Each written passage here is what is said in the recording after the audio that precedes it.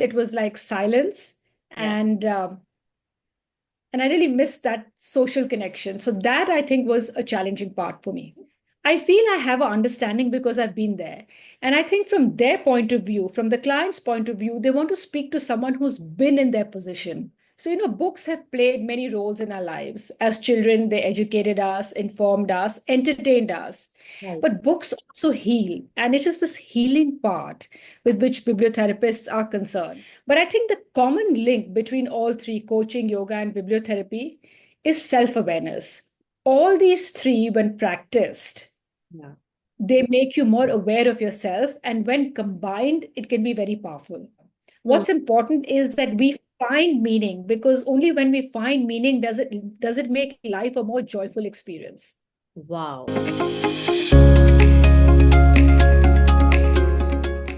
Hi, Bhakti, and welcome to the About Her Show.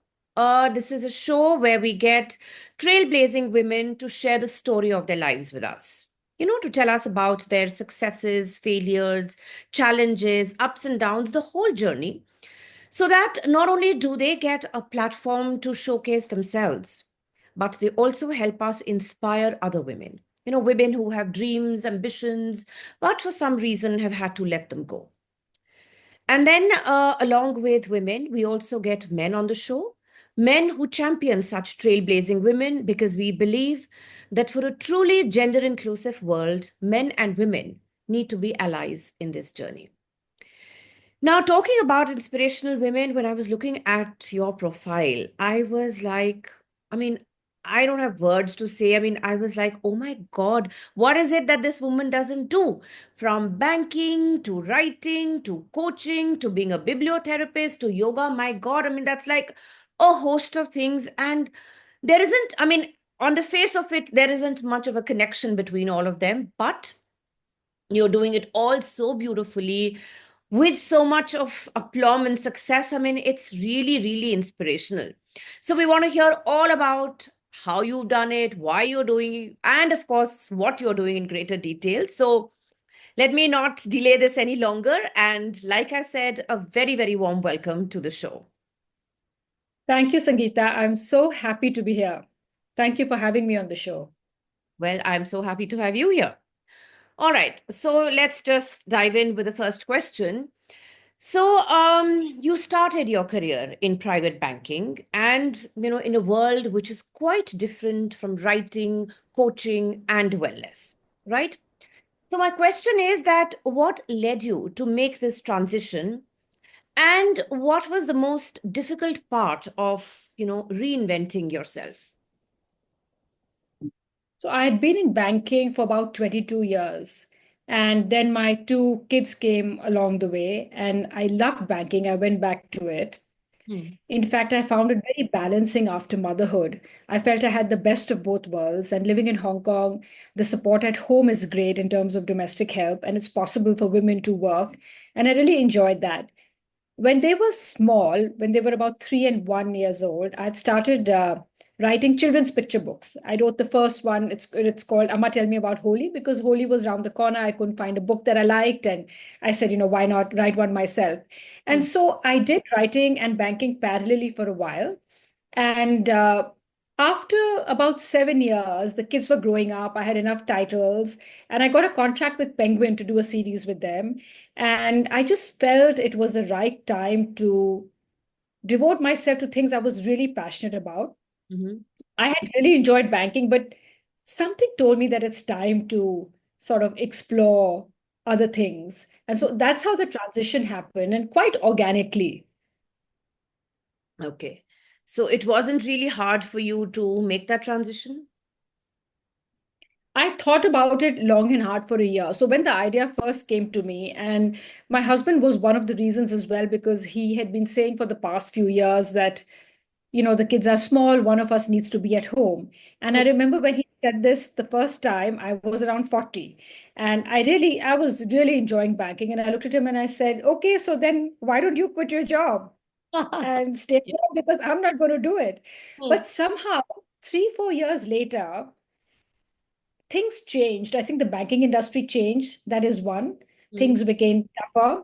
Mm. And also I saw the kids were growing up. I wanted to be there, and my writing work increased. And I think the drivers that we have in our 20s and 30s, which is to prove ourselves, which is to earn money, to get that corner office, I think those drivers change, and they certainly changed for me. So Mm. instead of seeking validation from outside, a big change that I found was I only wanted my own validation, and I wanted to do what I thought was the best use of my time at that point. And Right. I found that that definition changed. And yes, it was it was hard in the sense that that's the life I'd been used to, which was a very structured life. You Right. get up, you go to work, you meet your clients. And so when I quit and I would wake up in the morning, the kids are in school, the husband has gone to work. And yes, I had a lot of writing things to do, but still it was like silence. Yeah, And I really missed that social connection. So that I think was a challenging part for me. I'm sure. How to build the social connection back in when Mm. you're working by yourself at home. Absolutely, because you're so used to having people around you and you've been like that for such a long time that obviously it can't be that easy. And you mentioned, a very interesting point that the drivers in our life, they change. What drives us or what pushes us at, a certain, say, time period of our life, it changes over a period of time. I mean, things which we once considered important are no longer that important, and other things, take their way. So, as you mentioned about the structured environment, yes, banking was structured and writing was suddenly not so structured, right? So, my next question to you is that how has your background in finance and, the structured corporate environment influenced your approach as an executive coach? Because that's what you went on to do with your writing. So, how did that happen? So the executive coaching happened quite interestingly. I was given a coaching session by a fellow coach, and I was under the impression coaching is a lot of telling people what to do. So I went in with a lot of dread because no one likes to be told do this or advised. And I came out very surprised that I wasn't told what to do. It was a conversation where some very deep questions were asked of me, which made me think, and it made me come to my own solutions. And then I studied it and became a coach. But the corporate background has helped in many ways, Sangeeta. One is that most of my clients are with banks, consulting firms, with MNCs. Mm-hmm. And I think having been in the position that they are, in terms of handling different stakeholders, handling teams, being a part of a team, having goals to meet, navigating the corporate environment, it's something that I have done. So when I talk to them, even though situations may be different, I feel I have an understanding because I've been there. And I think from their point of view, from the client's point of view, they want to speak to someone who's been in their position. Yeah, yeah, yeah. And so that I think has been a major benefit, just having had the experience that they've had. And it's also very satisfying for me because it takes me back to my corporate years and Mhm. all the experience that I have had, I'm able to share it with others. Right. And that's a very rewarding feeling. I'm sure, I'm sure.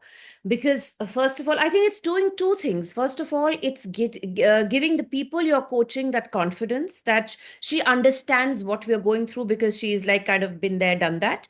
And then for you also, it's like a revisiting of all those days, all those experiences that, you once had in your life. So I think it's like meeting of two Yeah. worlds, which is happening in ways that is productive and good for both, right?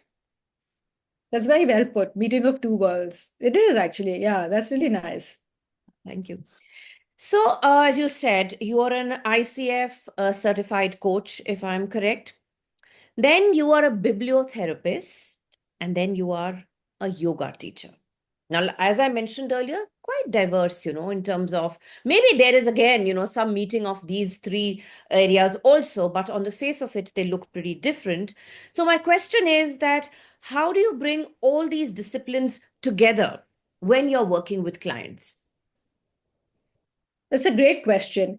And I'll take a minute to define what a bibliotherapist is because most people don't know what Yes, I'm all bibliotherapy ears is. too. I myself didn't know before I studied it. So, bibliotherapy is using books to heal people. So, books have played many roles in our lives. As children, they educated us, informed us, entertained us. Right. But books also heal. And it is this healing part with which bibliotherapists are concerned. So, bibliotherapy really started way back, like the ancient Egyptians. Okay. Uh, in, on top of the library in Thebes, there's a quote which says, "This is the house of learning for the soul." If you look at the Greeks, what they would do is next to their hospitals, they would have theaters. So the patients were taken to watch these dramas where they would see characters going through intense emotions, and seeing the character going through the highs and lows of the emotions would be cathartic for them. Okay. And then in the 12th century in Egypt, the Quran was recommended as reading in hospitals. Later on in the 1900s, in Massachusetts, in the US, that was the first city where in the hospitals Bible became recommended reading. Mhm. And after that, after World War One, when the soldiers came back, they were given Jane Austen to read, Jane Austen novels. Okay. So to take the mind away into Hmm. something different and light. So it's been used in many ways. It became very popular with therapy as well. So Freud popularized it a lot. But bibliotherapy for lay people who enjoy reading, that's sort of started taking off of late. Okay. So Okay. that's what bibliotherapy is. I mean, that's a very long answer to your short question. But And I think, very sorry. informative because it's something that even I wanted to understand. I mean, I am a book lover, and somewhere, of course, you can put the two terms together and figure out that it has something to do with therapy, something to do with healing. But what exactly is, of course, you've only been able to explain. Yeah. So you're saying, And also, books play a very important role. And I think this is the biggest role in healing. Every problem we've had, somebody has had it before and has written about it. So when you read a book prescribed to you where a character is going through a similar situation that you are, the biggest thing that you get is you realize, I am not alone. Because very often in these moments, you feel no one understands me, no one's gone through this. I'm the only one going through this. And that feeling of alienation and loneliness can be very difficult. So hmm, books heal in the sense you feel, oh, people have, not only have they gone through it, they're writing about it. hmm, Then also when you look at a character going through it, there's a little bit of distance between you and the character, and you can look at your situation a bit more objectively because you're seeing it through the eyes of a character. right, right, right.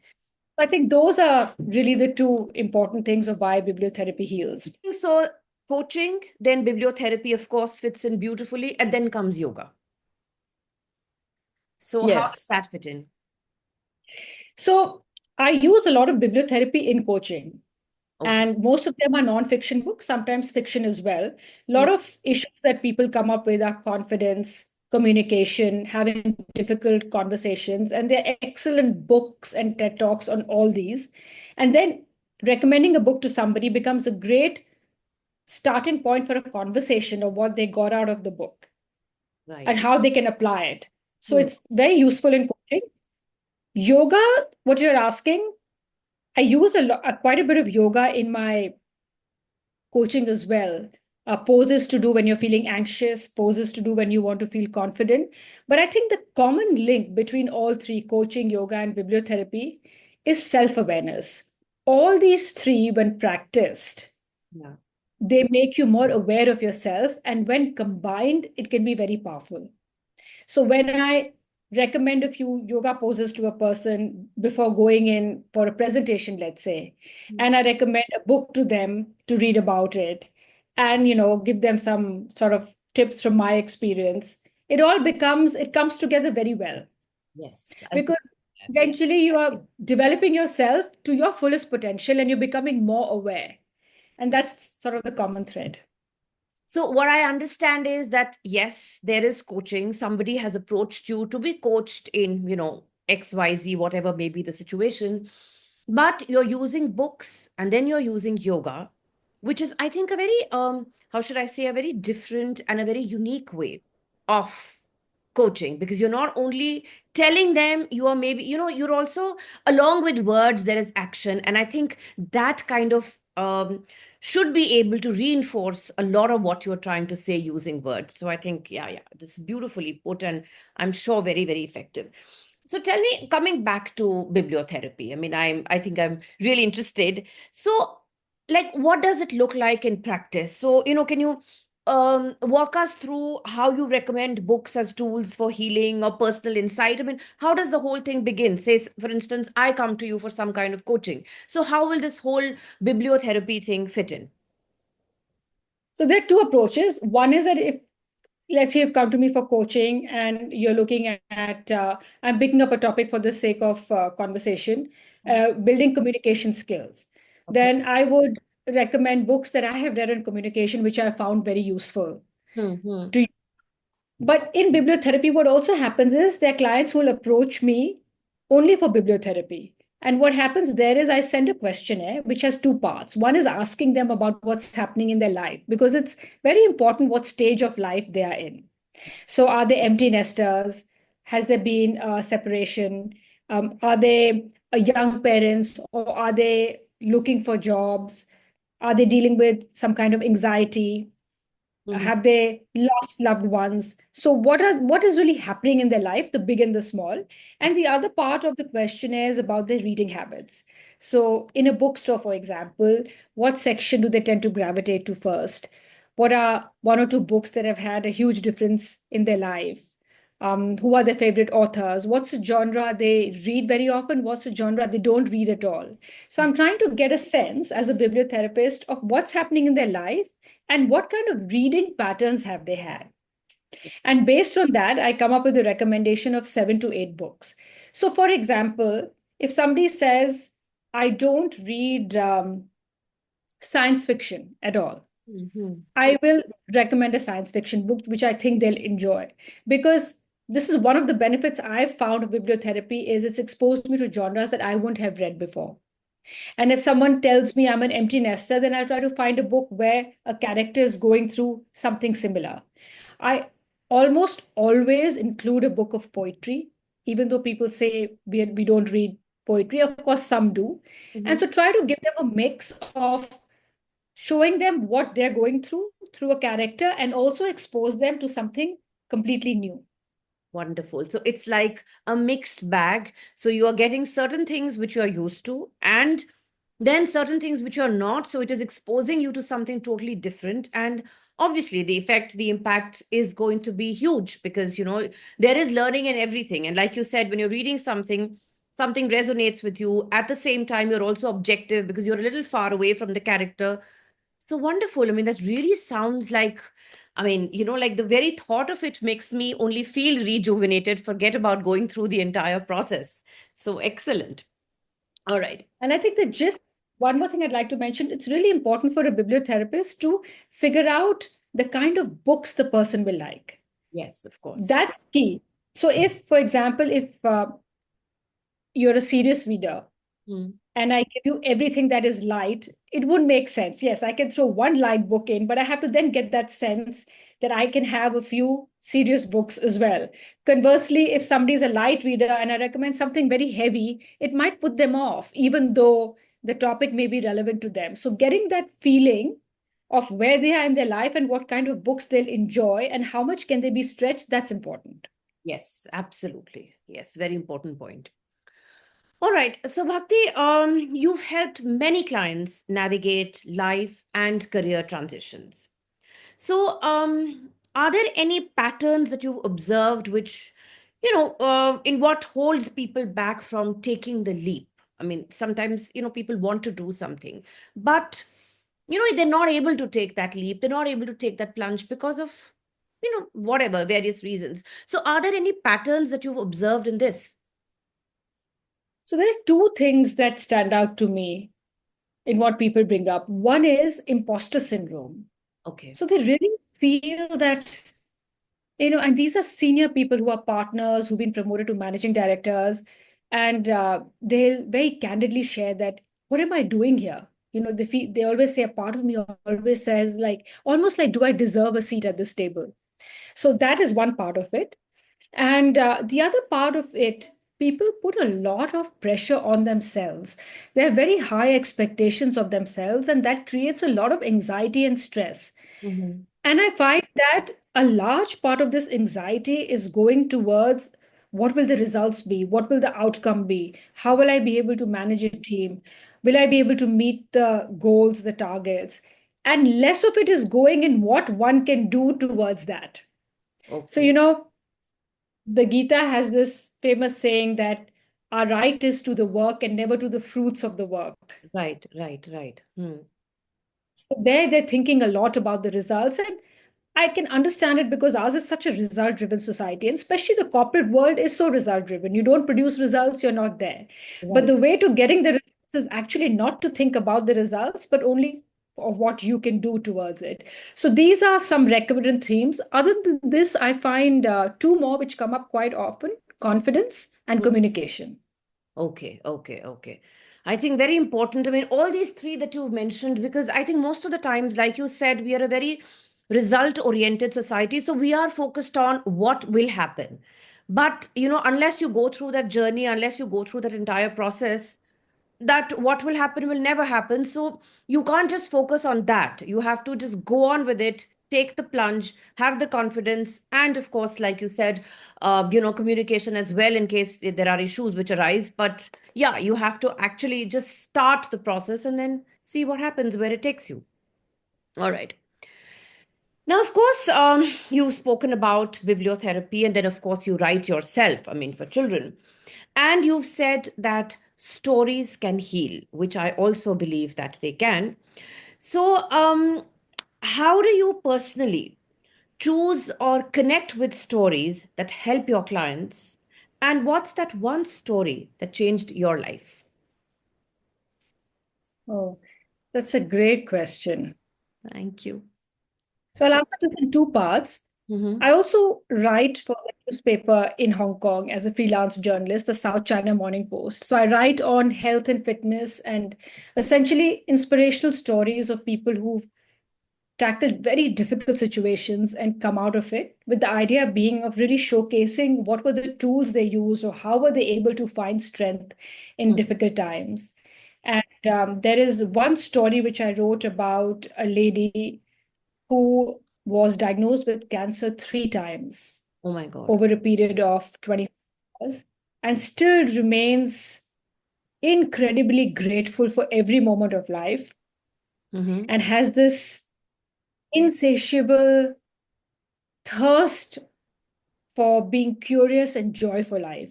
So that's one story that stayed with me a lot.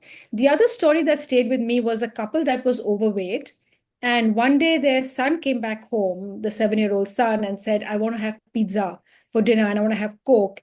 And they realized he was emulating them. He was just following what they do every day. Hmm. And that was a wake up call for them. And they changed their lifestyles, became super fit. Hmm. And a third story I must mention was of somebody who went to prison Hmm. and discovered the power of yoga, started practicing in prison, and started teaching in prison. And then when they came out, trained to be a yoga teacher. So these are stories I've encountered that have really, really touched me. But I think the stories that have stayed with me, there are two books that I O- read every year. And one is Siddhartha by Hermann Hesse. Okay. Okay. The other is Man's Search for Meaning by Viktor Frankl. Mm-hmm. So Siddhartha by Hermann Hesse, I won't go into it in detail, but talks about at the time of Buddha, there was this person who was seeking enlightenment and he met the Buddha, he met other masters. But eventually, the story is about this person finding his own definition of spirituality and finding his own way of learning it.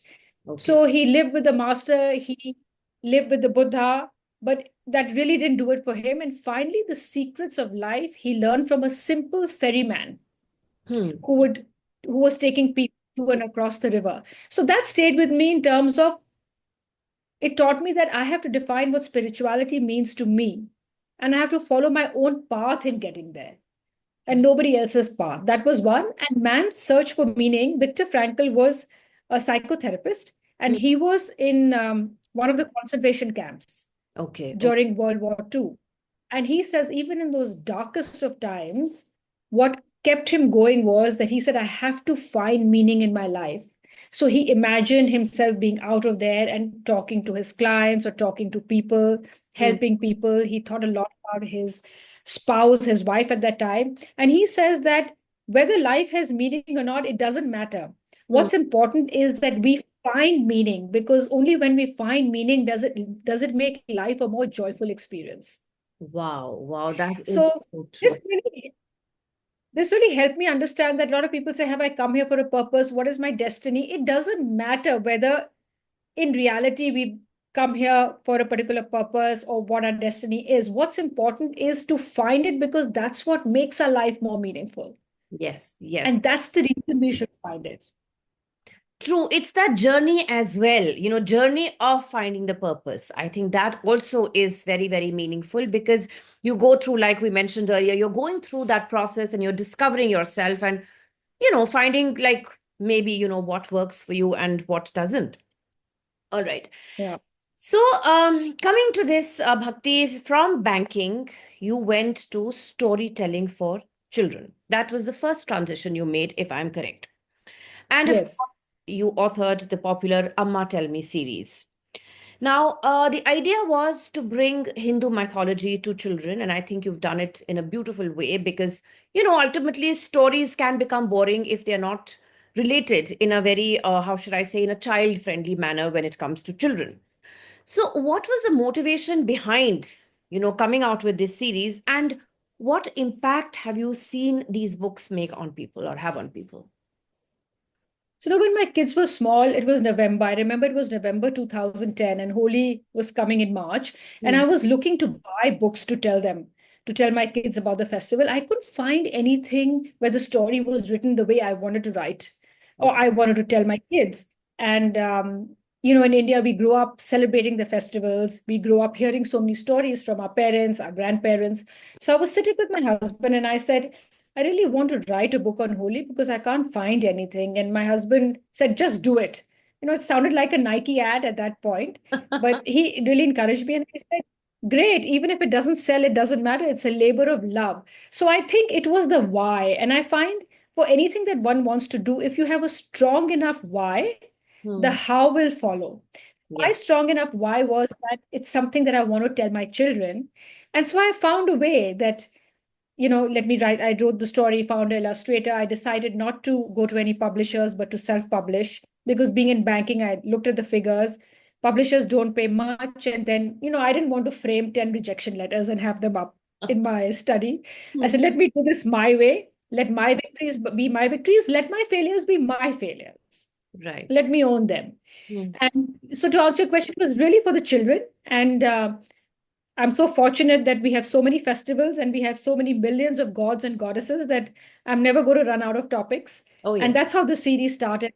Yeah, now it's grown to 14 books, the Amma Tell Me series. Wow. Wow. So, of course, you started writing this because as a mother, you felt that there weren't enough avenues or there weren't the kind of books that you wanted, they were not available. So, now as a mother, how has writing for children and working with these cultural stories shaped the way you parent your children or share values at home? Because ultimately, I feel, a lot of what we do is also influenced by what we read, what we do otherwise. So, how has that impacted your parenting? So I think there were two big influences I had. My grandmother who used to tell me stories, and I had a male nanny when I was growing up because my mother was a librarian, Hmm. and she would go to work. And there was this male nanny, and his name very aptly was Bhagwan. Oh. And when I would come back from school, he'd pick me up from the bus stop, he'd get me home, and he'd be with me till my mother came home. And he would tell me stories from the Ramayana and Mahabharata every single day. And I Okay. always tell children when I do book reading sessions that imagine a world where there's no iPad and no iPhone. Hmm. And imagine having a 2 hour storytelling session every day. That's what it was for me as a little girl growing up. Hmm. And so I had all these kings and queens and the most evil of adversaries, the demons in my head. So I think the seeds of mythology were sown very young in me. Hmm. And it was brought out by children. But to your question, as a parenting tool, I think it's a fantastic parenting tool because if I tell my children, be good, be kind, be a good friend, they're like, they roll their eyes and it's so preachy. It sounds so preachy even when I'm saying it. But if I show them a character, like if I show them Hanuman, Hmm. that Hanuman is brave, Hanuman was such a great friend, If I tell them about Krishna, Krishna was naughty, Krishna was strategic, this is what Krishna did, this were the consequences. So telling them or teaching them about life lessons through characters becomes a lot more interesting because it's not preachy anymore.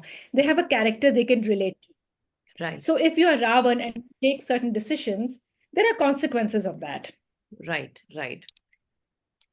So yeah, and so on and so forth. So I find it really incredible. And also, I think something very interesting about Hindu mythology is there is only one power, which is Brahman. But to reach that one power, there's so many different ways. So if you relate to a monkey, you like Hanuman, and Hmm. you can go through Hanuman.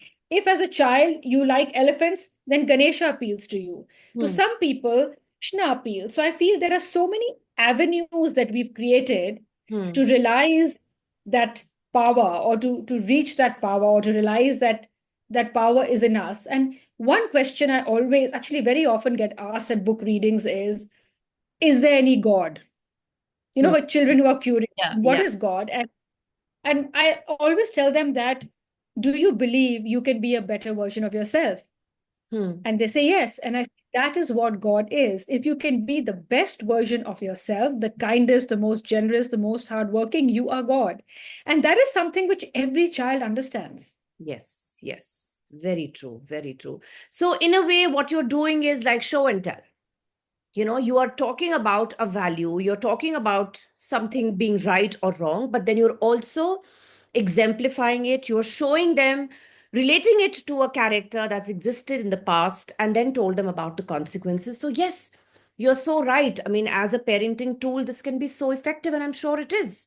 Because, every time, so I am, in the academia, and I totally get it that when you are able to give examples to your students, when you're able to tell them that this is how this is going to work, that is when it registers, that is when they understand, and that is when they're actually interested in what you're telling them. So, right, this is actually can be a great parenting tool.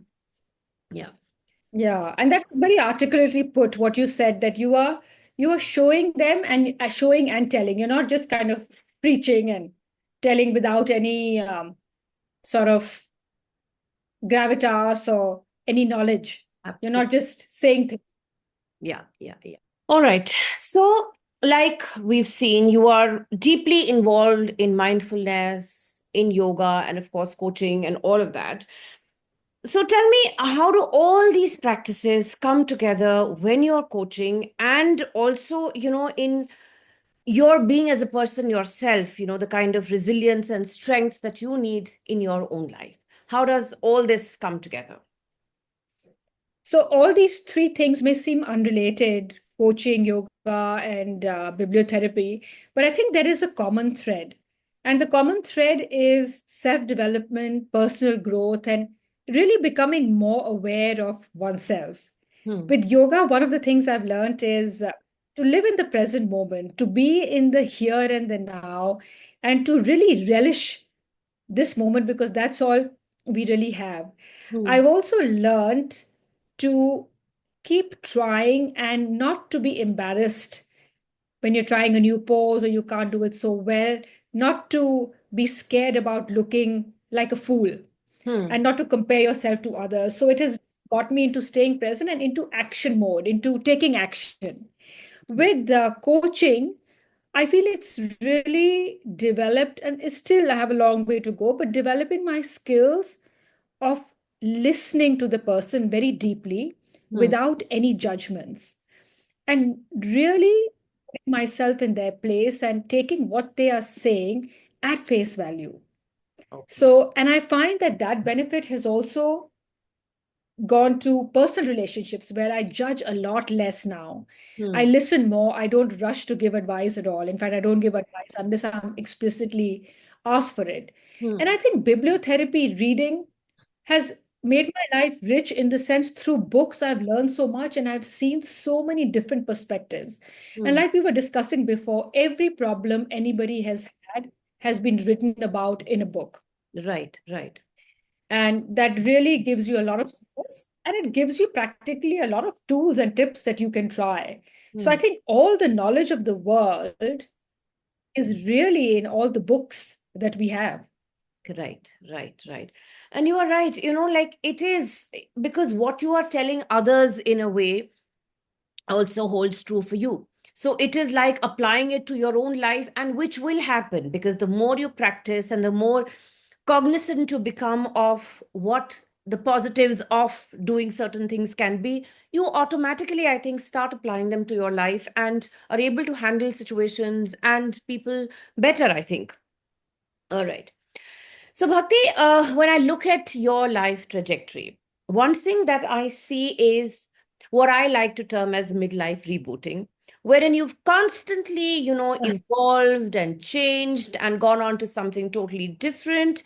And of course, with fabulous results. So, like I said, it is a recurring theme in your journey. Now, my question to you is that what advice would you offer to someone in their 40s or 50s who are feeling stuck or unsure about starting over? Because many times we realize that what we are doing is does not agree with us or is not something that we want to do, but we're unsure. We don't know whether we should do it or when, how. So, what advice would you like to offer? So, since we've been talking about books and bibliotherapy, I'll Hmm. start by recommending a book. This changed a lot of things for me. It's written by Arthur Brooks, and Yeah. it's called From Strength to Strength: Hmm. Finding Meaning in the Second Half of Life. So, Wow. this book is designed for people who are looking to switch or to make changes. Hmm. And I think just knowing that this is something which is very common. So, because people call it a midlife crisis, Hmm. it gives a very different meaning to it. I don't think it's a midlife crisis. I think it's growth in your midlife, or this is the natural way of going through life. It's Yeah. very normal to have these conversations and ask yourself that, is what I'm doing really meaningful? And it doesn't mean it's not meaningful. It was meaningful at one point in time. Like banking was very meaningful for me all through my 20s, 30s, and my early 40s. But Hmm. in my mid 40s, it lost its meaning. Yes. So it doesn't necessarily mean there was a crisis, but having that awareness that this is a normal phase of life, which most people go through, I think that's a great place to start. The second thing is really to ask what feels authentic and true to me Hmm. as Hmm. a person.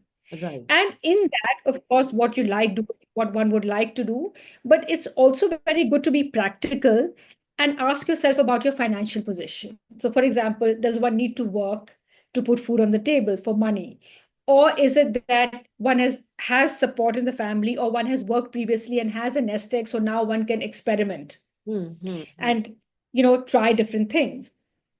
What I would advocate is like I never would ever advocate that leave everything one day, get up and then just start trying things. The figuring out what you're passionate about is not something that happens sitting in the study or dreaming about it. It only happens when you do it. So Right. I always recommend to people that keep doing what you're doing, but start things that you feel you're passionate about on the side Hmm. in the Hmm. evenings or weekends. And it's in that doing that you will realize, are you really passionate about it? Do you want to take it to a next level? Right. Or no, I thought this would be like this, but I'm not enjoying it so much and I want to do something different. So there is a book that I read and Hmm. I have it here. It's called Working Identity. And Okay. this is written by Hermina Ibarra. She was a professor. I don't know if she still teaches at INSEAD. And Hmm. the premise of this book is it has interviews with a lot of people in the corporate world who suddenly stopped finding meaning and decided to do something different. And you can see the amount of sticky notes I have. Yes, yes. And the one common thing that came out of this book is all these people tried several things on the side. And it was in that doing that they realized what their passion is. Right, right, right, right. It is the doing that leads to the passion, not the passion that leads to the doing. So Absolutely. that was a big eye-opener. Hmm. Just to summarize, it would be to take it slow, to make a plan. So if you're unhappy, to think of what is it that you feel you like doing. If there are four things, write them down, slot them in, because only when we schedule it in our calendar does it get done. So if you think, for example, I want to become a potter, I'm picking up Yeah, yeah. for the sake of our discussion. So instead of now quitting your job and learning pottery, join a pottery class on a weekend, do that for a few months and see how you feel. Similarly, if you feel I want to give more, and let's say I want to start an NGO, Hmm. perhaps help women and children, and work with NGOs who are doing this, Yes. see if you enjoy that, and that will lead to you finding your passion, realizing whether that's what you really want to do or not. Because many times we think we want to do something, but we actually don't enjoy it so much. But in the doing of that, very often it gives us clues or leads us to what we actually find fulfilling. Yes. You put it so clearly, and it's so true. You just can't quit and start doing something. It may be just a fad, just a passing fancy. So you really need to test waters. You really need to understand whether this is what is your calling. And like you said, a weekend class or just trying it out is what is going to tell you. So, yeah. And of course, the starting has to be a positive mindset that it is not a crisis. It is a sign of growth and evolution. You've changed as a person. You no longer are who you used to be 18, 19, when you were 18 or 19. Today, you are probably 45, 46. You're a different person. So, what, agreed with you at that point doesn't do any longer, and that's perfectly fine. Yeah. And I want to add one more thing. And sometimes we all have a slump in our careers. Yeah. And for many people, it could be that, maybe we are just in a phase where we're not enjoying our work so much. But that doesn't mean we need to change. It could be that it'll pass in a few months, just as a relationship goes through ups and downs, like Yeah. with our spouse or with our friends, even the children. We always find it's never like this or never like this. There are ups and downs. So maybe it's a slightly down phase, and the work that you're doing is actually the answer to what you want. Yeah. And Yeah. so, therefore, maybe there's no need to change. It doesn't necessarily mean. But yes, you will know yourself if the voice persists for a long time and you're unhappy with what you're doing. I feel if you sit silently with yourself over a period of time, you will know whether it's a question of moving on or whether it's a question of just being there and seeing the tough times through. Right, right, right. Very well put. So, Bhakti, you live in Hong Kong, and of course, intersection of different cultures. So, tell me, how has that shaped your identity as a writer, as a coach, and as a woman as well? So I think as a writer, I've been fortunate that my books have been received well and they've been read by people of different backgrounds and different cultures. Mm-hmm. And that has been extremely heartening. And that also impacts me as a writer. Like, I want the books I write to be universal. And I've realized a good story is a good story. It doesn't matter which part of the world it comes from. So, whether it's Indian mythology, Greek mythology, or from wherever it is, a good story stands on its own. Right, right. And for work, also, it's been very gratifying. Through my coaching, I've been exposed to people from different countries, different backgrounds, and I think I've grown richer because of that. So Hmm. yes, to your point, actually, Hong Kong has been it's been really fantastic in getting that exposure.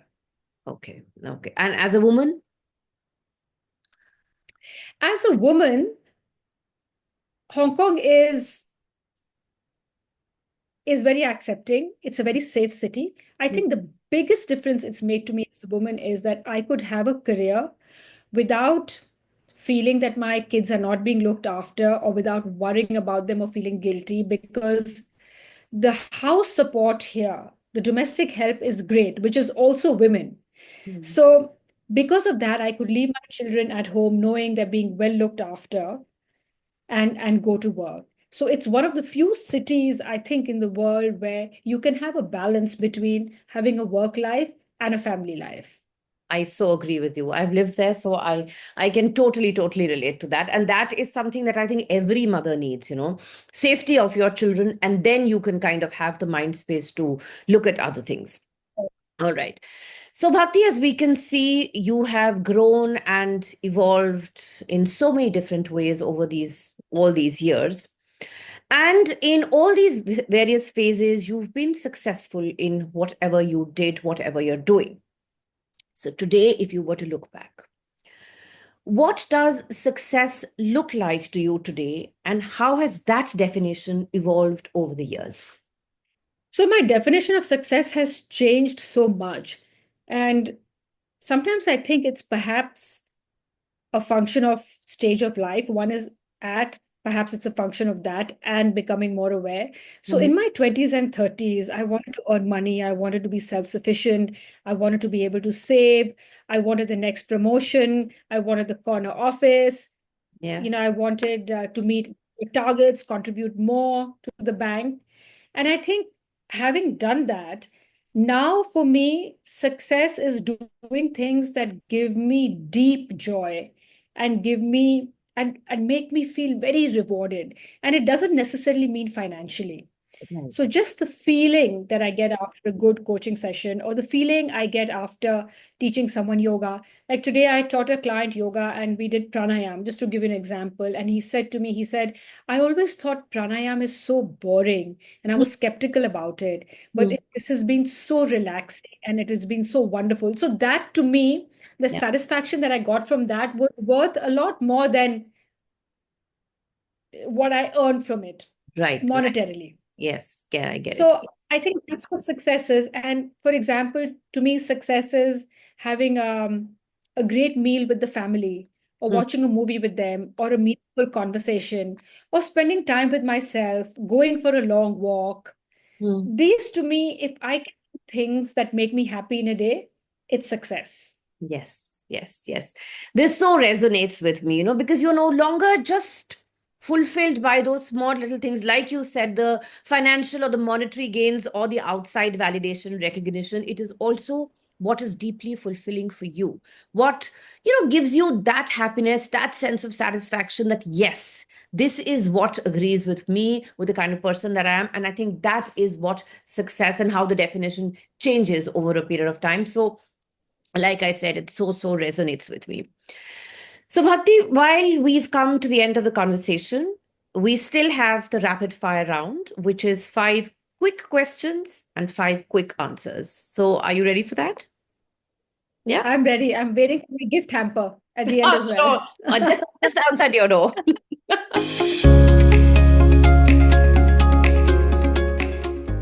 All right. So first question, simple one. Your favorite time of the day to write or reflect? It is 12 to 4. All right. Okay. Because your children are not around? Yeah. Because I come back after my yoga practice, and by the time I settle in, it's about 11, 12, and then the kids come back at 4. Okay. And yeah, and the house is quiet and peaceful, and I find I work well at that time. All right. Okay. What's that one thing you've learned from your children? I always knew it, but they've said it so many times and really made me aware is that I can be impatient. Ah, okay. Okay. All right. I can be Okay. quite impatient. If I want something, I want it as of yesterday. Yeah. Okay. All right. The next one. A coaching tool or exercise you use the most often.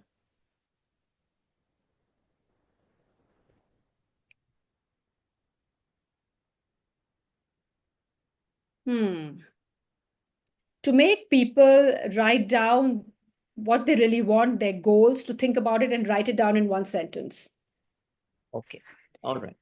And I find that this brings a lot of awareness because people start with something and then when they're actually told to think about it and write it down, it changes. Yes. Yes. Yes. I can agree with this. So, Bhakti, my next question. What's always in your bag, no matter where you go? My journal. So whenever I get time, if I'm in a coffee shop, I'll take it out and I'll jot down a few thoughts if some writing ideas have come. So I always carry it with me. All right. Okay. The last one word your close friends would use to describe you. Disciplined. All right. Yes, I'm sure you are, considering the number of things that you're doing. So, well, that's the end of the rapid fire and the conversation as well. And if I may say, truly inspirational, so enlightening, and very clear. You've made certain points. I mean, you have such clarity of thought in your head that you made them sound so simple, and which is what they are. Because I think when you have to coach, you have to make things simple and easily understood. That's how people are going to kind of understand. So I think the conversation was extremely like simple and very enlightening. So thank you so much for being on the show. Thank you so much, Sangeeta. It was such a pleasure. Likewise. All right. Thank you for tuning in to the About Her show. If you enjoyed this episode, there's plenty more from where that came from. Our previous guests have shared some amazing stories, so be sure to catch up on past episodes. To keep up with our inspiring conversations and to never miss an update, hit subscribe, rate, review, and share the love. Follow us on social media for some great content, and don't forget to check out our website www.aboutherbysangeeta.com for stories that resonate, inspire, and empower. Know a remarkable woman or an inspiring man blazing a trail? We'd love to hear from you. Drop us a note at web.abouther@gmail.com and let's bring their story to life on the About Her show.